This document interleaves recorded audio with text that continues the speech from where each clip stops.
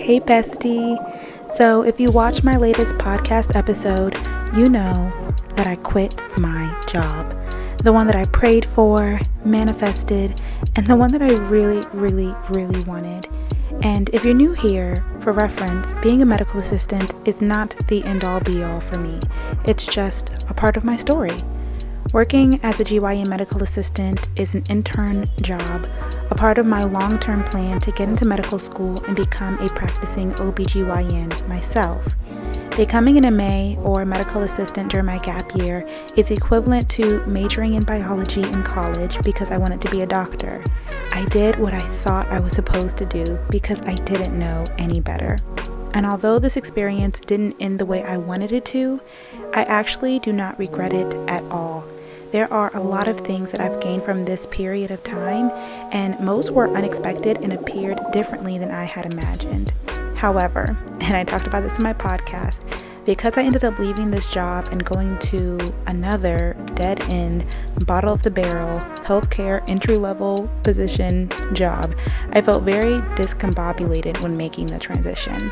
So this video is to document the good things about this experience because, again, it's just a part of my journey.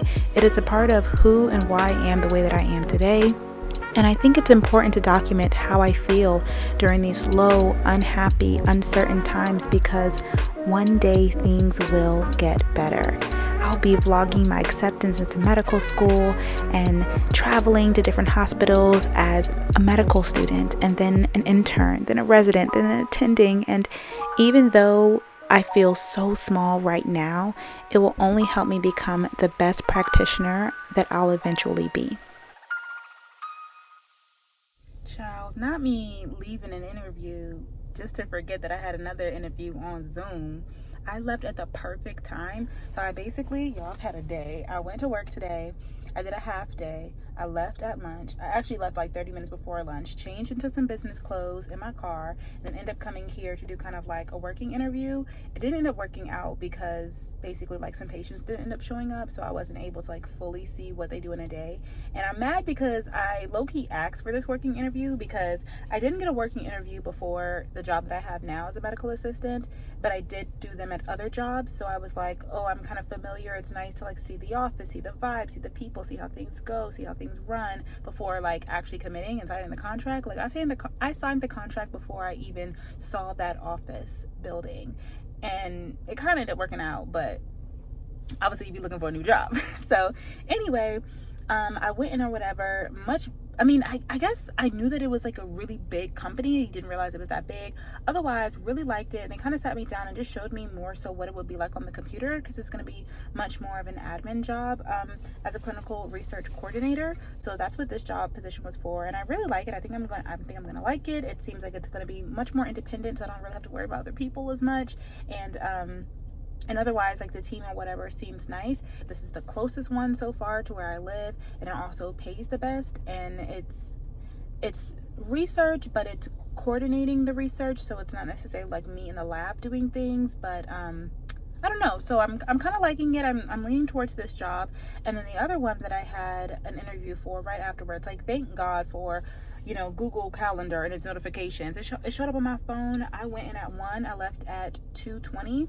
And I literally scarfed down my lunch, and then my meeting was at 2:30. They were so nice and they were so kind.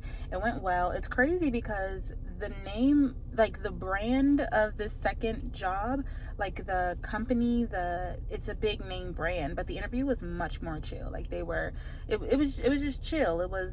The questions were not hard, whereas the interview for this job actually kind of scared me because I was like, y'all are asking a lot of questions. It's not just like, oh, like, do you work well with others? It was, how do you manage conflict, and what will you do if this person does this? And I'm like, oh my gosh, like I was really nervous, like, okay, this is really gonna probably stress me out.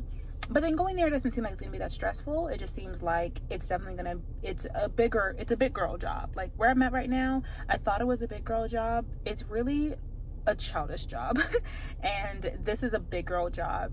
This other one that I just interviewed for, it seems like the team is really nice, and it is going to be more of a team thing. Like I said, it is a really big name. It's probably making less money. I have to confirm the prices. It's also further away, and it's not giving assistant, but it's not giving like the head girl in charge. Like this is like giving like managerial. Like it's very much so high, and I'm like, oh, that's a lot of responsibilities, a lot of pressure, but I know I can do it if I put my mind to it, especially if I can just do it for 6 months, stack my checks, and then like go to school. But they don't want me to stack my checks for 6 months, and they don't know that I'm thinking about stacking my check for 6 months. But this next place, same with them. Of course, nobody wants for you to just work for them for 6 months. So that's kind of the difficulty where I'm like, I'm lying to people, and so the job search is interesting. But I mean, it's 3 p.m. on a Thursday, and I'm done for the day. So I think I'm gonna go and do some shopping and probably record a podcast episode today and stuff. But very interesting day so far. This is my second interview for this job, my first for this one. I have another one next week, and then I actually just got an email for another one, and I've had one more other than that. So I've been interviewing at a lot of different places to the point where I had to like stop applying, because I was like, okay, I kind of have too many interviews, and everybody wants to meet during the day, and it's like I have an actual job, so I can't be meeting unless you want to meet at 7 a.m. So yeah, it worked out fine. It's working out fine so far. I think I have a lot of great options, so I'm just excited to see in the next couple of weeks like what comes of it and where I end up going. So let's start off with some of the good things that I got to experience at this job. The practice had an Arlington, Virginia office, which is what you guys saw in the previous clips. That was about 45 minutes away from me and a much longer commute than my normal 8 to 10 minute drive, but I loved my Arlington days.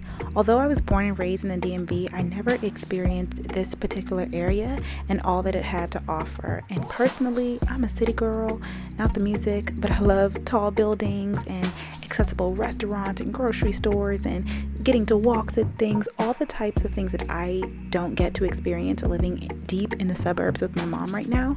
So even though the drive was long, I would live my best life in a quiet office, running 1 or 2 providers, the days that I would be asked to cover the shifts in the Virginia office.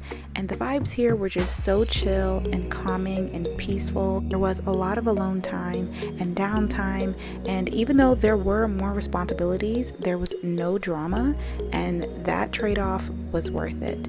If I could work at that office alone, I probably would have considered staying at that job because it was just that great. But once January rolled around and I hadn't heard back any good news from medical schools, I officially started applying and interviewing for new jobs. I originally wanted to switch to research. Another thing that I loved about being a GYN medical assistant at this practice was that the doctors were all surgeons who did in-office procedures. This was my favorite part of being an MA, and I considered transitioning to being a surgical technician after this job, but I didn't want to go to school for the certification for just a short-term job. In surgery, I would be the non-sterile technician, so I would set up the room from the ground up, bringing in all of the cabinets and the computer, setting up the bed, documenting the medicine and the devices that we would use, and all the non-sterile equipment that I would hand off to the sterile tech when she would need them during the procedure. I triage the patient, sometimes give them an injection, and then I would assist in hysteroscopic dilation and curatages, leaps, endometrial ablations, polyp removals. Like, I saw all types of things in that room. And because the doctors knew that I was an inspiring OBGYN, they'd always invite me around the curtain to take a look, and that made everything worth it. Surgery days could be really stressful and nerve-wracking because they're very serious, but I'm so grateful for the opportunity, and now I love surgery and I can't wait to do it myself as a doctor. Unfortunately, I quit my job with a soft offer from a research job after a drama-filled day. The way my nerves would be shot and my anxiety riddled after work days, it just felt crippling. And I didn't have the time, the energy, the inspiration, or the motivation to do anything outside of work. I was stressed and miserable. Experiences are great, but you have to learn when enough is enough and when to let go. And that's a decision that I made when leaving the practice.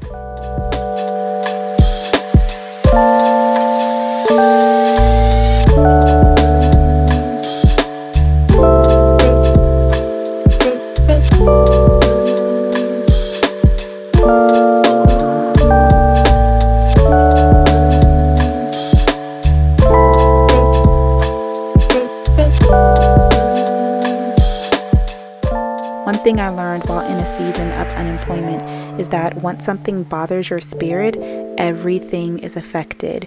Your mood, your outlook, your will to maintain healthy habits, even your want or discipline to put in the work to remove yourself from the situation or to continue to grow yourself on your path of growth. Oftentimes, there are moments when something will occur and it will upset me. I'll have to continue throughout my day, and most times, if I'm not careful, it'll impact the way that I interact with patients and my coworkers, and then I'll go home, take it to my house with me, take it to bed with me, wake up with it, and possibly dwell on it for the next few days or weeks or months, unless I purposefully decide to control the energy that I am receiving to the best of my abilities. But specifically, what I can control, the energy that I output and that I invest in myself.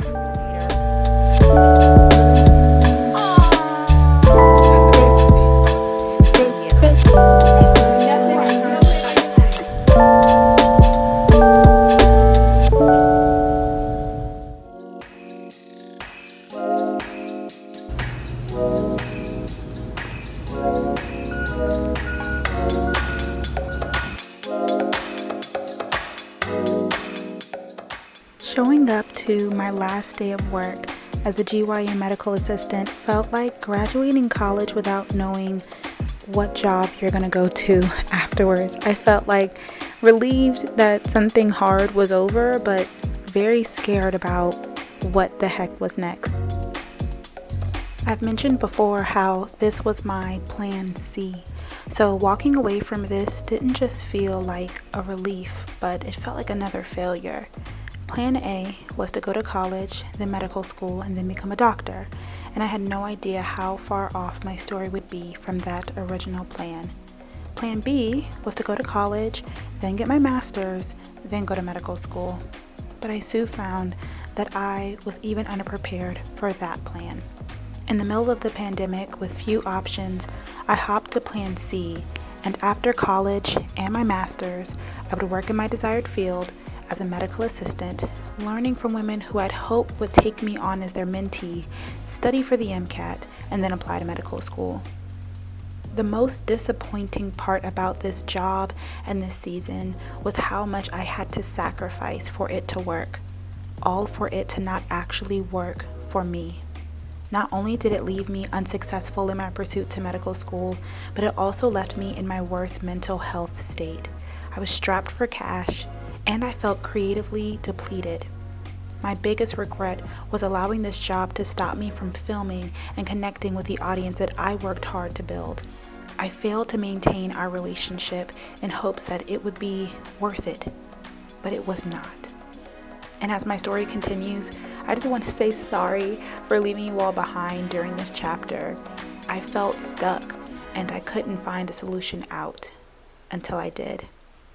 And right now, you may be feeling mentally stuck in your current job. You feel that you cannot resign, you cannot find a better job, or perhaps you just can't find happiness in your current job. Are you coming out of a season when life threw you some curveballs? Maybe your finances spiraled out of control, or your marriage hit a rock bottom. You broke up with your boyfriend. Maybe you lost a job, or you decided to leave your church. Maybe a close friendship faded and needs amending, or maybe you lost a loved one. If you feel stuck, like you need a fresh start, and like you're tired of spinning your tires, I think that fresh starts begin when we ask God to guide our steps.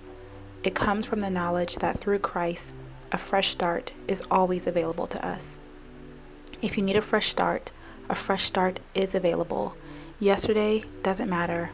Every day is a new day. God doesn't keep a tally of our losses, only our wins.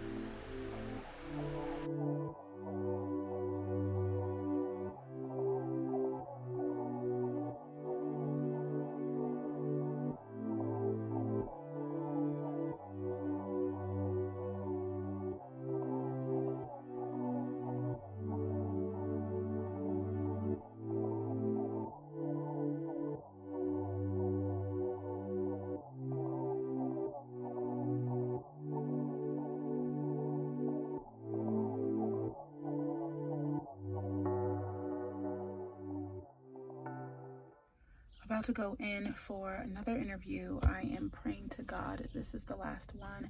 I haven't been having to do, actually this is my first time going in person for an interview since the last time I thought I was going to get the job and I never got the job offer. So yeah, this is for a pediatrics medical assistant job. It's in Virginia. It was about 55 minutes away. I'm high-key car sick, but I need a job. It's been exactly 3 weeks since my last day of work, so I'm gonna go in and hope for the best. Okay, so I just finished my interview. It was about an hour long, so I don't know how that one went, honestly.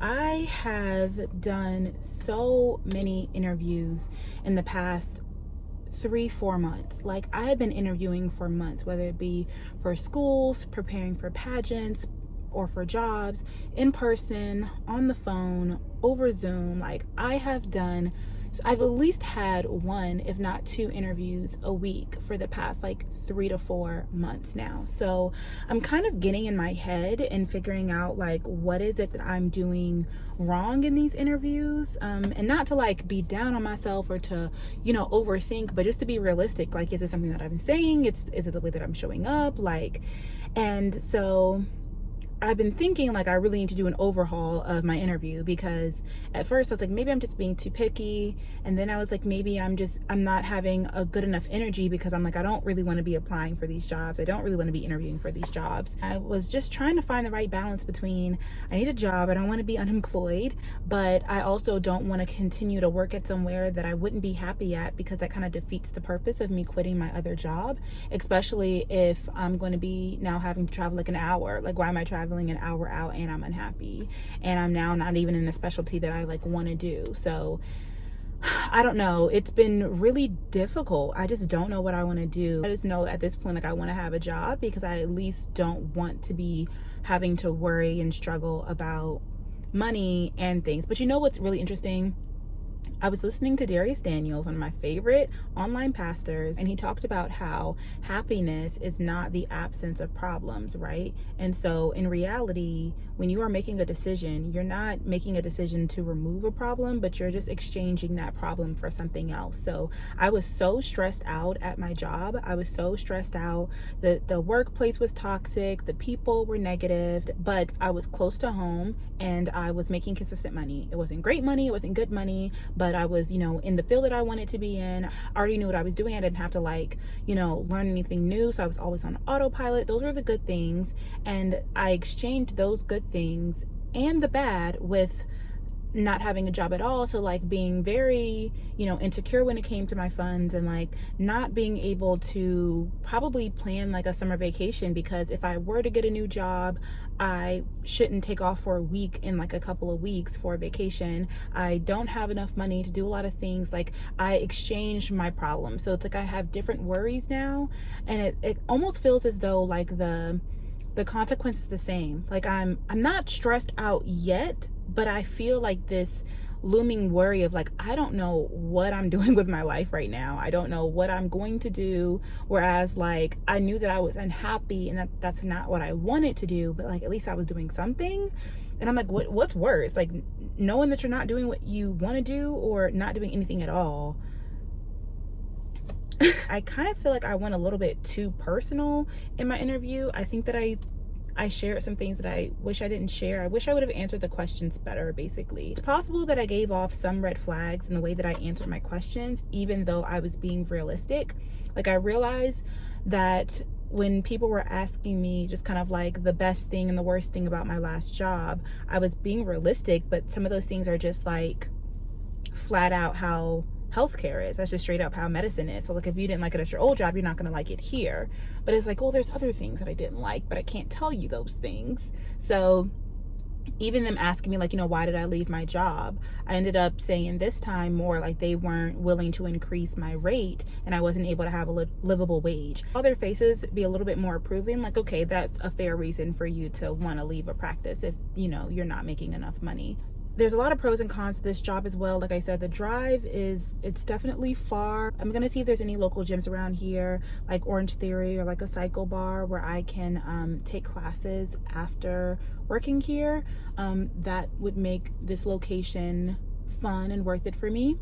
And what's really interesting is that it's pediatrics, but it's a pediatric specialty. So there are a variety of different specialties, and they're divided up by floor. So you're learning a lot of different specialties. And like the pros to that is that I'm getting experience with different specialties. I'm even thinking like the way that I learned things when I was in my master's program, I'm going to be able to actually see them in action. And then when I go to medical school, I'm going to have a great basis of things, because you just understand things better when you're like working with it in and out. And so I feel like I know like GYN in and out very well, which is great when I become a future GYN. But I think that this experience in these specialties will help me even just in medical school alone, which is great. But that's like a lot of learning that I'm gonna have to do. And I'm not afraid of learning. I just want like a low-key job. Like I just want something where it doesn't take that much time and that much studying and that much effort, because I want to put my time and my effort into other things, like my social impact initiative for Miss Maryland and other things in life. So I don't know. I would like to be offered this job. If they offer it to me, I take it. I told them I'd be available on Monday. So we'll see, y'all. We shall see. Every time I say, you know what, I think I'll accept a job offer from this job, I don't end up getting offered there. And every time I'm like, you know what, I'm going to go ahead and pass on this one. Even if they do offer it to me, they offer it to me. So I'm hoping they don't pass on me this time and that it can finally be a match. We'll see. Before I even left the parking garage, I got the job offer. And I started a couple of weeks later. Y'all, I'm late for my first day of work, and I am freaking out. I have so much anxiety. It was like I left right on time, but the traffic and the cops and everything was just like so I'm about to pull up now. I'm like 5 minutes late, but I would have liked to be 15 minutes early, so I feel like I'm 20 minutes late. Anyway, just need to pray where I go in, because. And a lot of you are asking me, why become another medical assistant? Again, I know that it is temporary, and it is a part of my story to becoming Dr. Brelynn. If you guys want to see the rest of that, stay tuned, and I can't wait to take you guys along with me. Fun, baby, now you're